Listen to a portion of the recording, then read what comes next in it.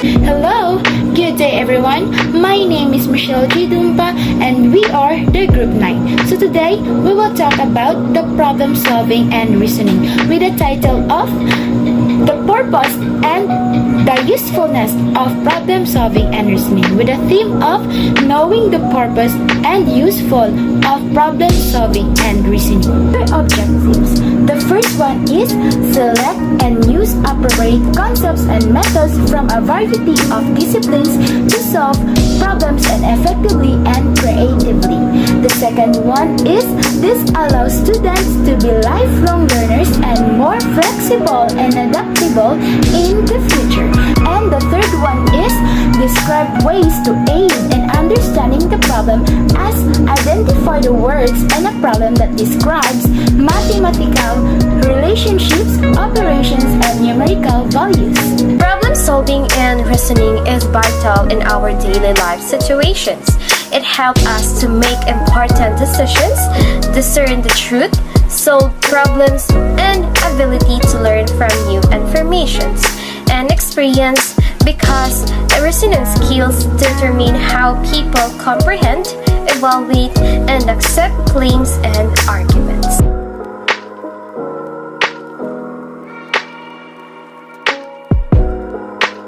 Let us talk about what is a problem solving. The term problem solving refers to mathematical tasks that have the potential to provide intellectual challenges for enhancing student mathematical understanding and development. So what is reasoning? Reasoning involves drawing logical conclusions based on evidence or stated assumptions.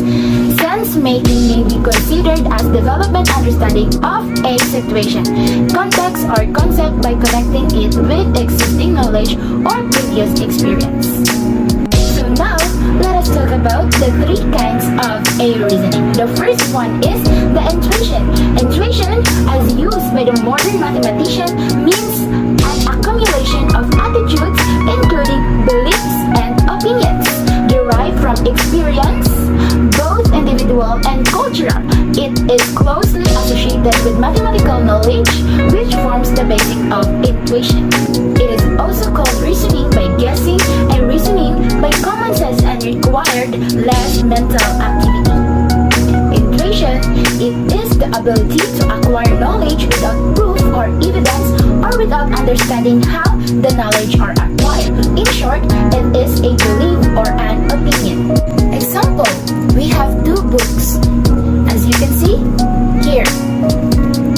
Look at these two kinds of books. Now let us judge who is the thicker among the two. So, as you can see with your own eyes, that the thicker of the two books is the blue one rather than the green one. So that is how intuition will explain it to you with your opinion and how that you see it. Good day everyone. I am Obregon Appleby and I am here to widen your knowledge about the analogy. What is an analogy? Is a form of reasoning which other similarities are inferred from a particular similarity between two or things. It is a reasoning by comparison. Sometimes the things being compared are quite similar, but other times they could be very different.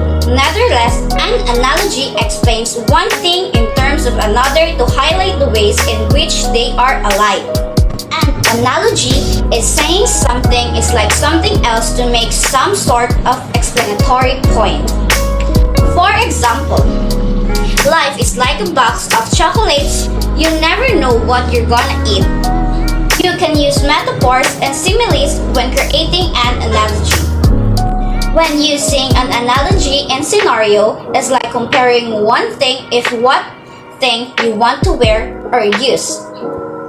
For example, comparing a hat with different colors and size.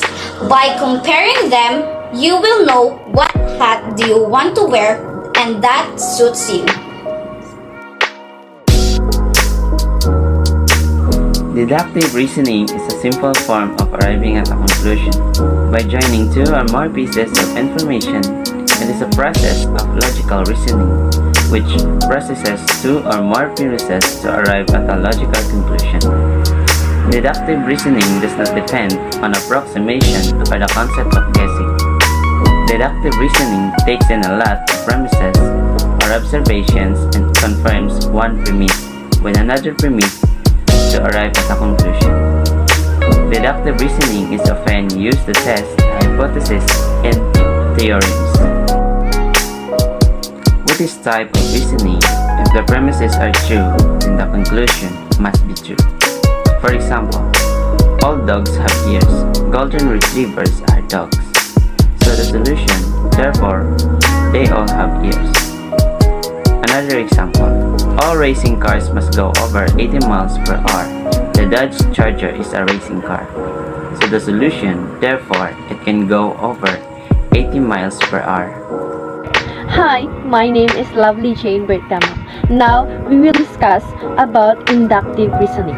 It is the process of gathering specific information, usually through observation and measurement, and the making a conjecture based on gathered information. For an example, as you can see on the screen, find the sum of this mathematical equation. Take note that the sum is the square of the number of odd numbers being added. As you can see in the screen, here, how to get the 16. 1 plus 3 plus 5 plus 7. So there are 4 odd numbers. So we will put the square. So 4 to the power of 2 is equals to 16.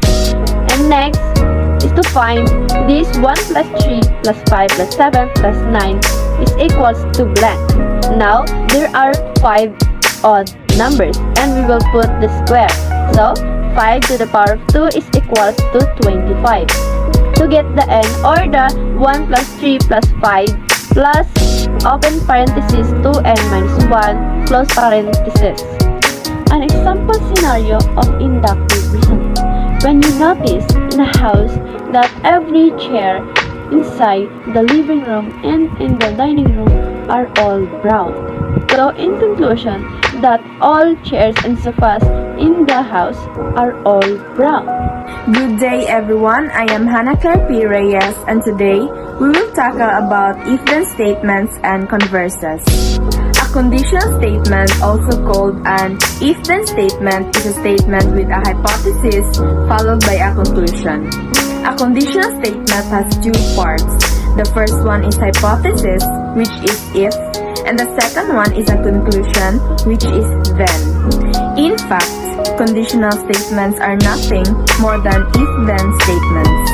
To verify if the statements are correct, we take a deeper look at our if-then statements. This is why we form the converse of our conditional statements. So what is a converse statement? Converse statement is when we switch or interchange our hypothesis and conclusion. For example of a conditional statement, if today is Monday, then yesterday was Sunday. The hypothesis in that statement is if today is Monday.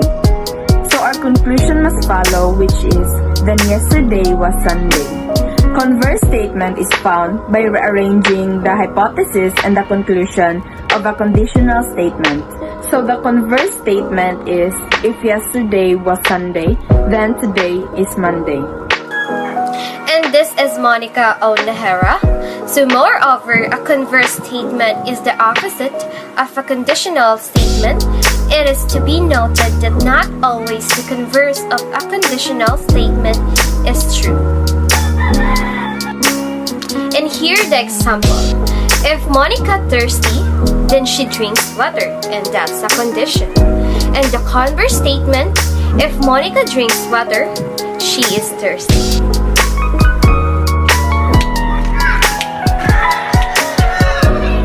Oh, I'm thirsty. I need to drink water.